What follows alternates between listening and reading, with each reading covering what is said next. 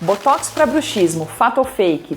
Total fato, gente. Aqui no consultório, as duas aplicações que eu faço de Botox, além de rugas, são duas. Bruxismo, que é paciente que contrai muito, que tem um masseter, esse músculo muito forte, às vezes até quebra dente. A gente pode sim aplicar Botox para aliviar a dor, melhorar a mordida e melhorar até a dor de cabeça. A gente pode estender a aplicação até para o músculo temporal, que é muito envolvido no bruxismo. E outra aplicação do Botox, além do bruxismo, obviamente a hiperidrose, o excesso de suor, a gente pode fazer em qualquer região do corpo, a gente acaba fazendo muito, especialmente em axilas e palma das mãos.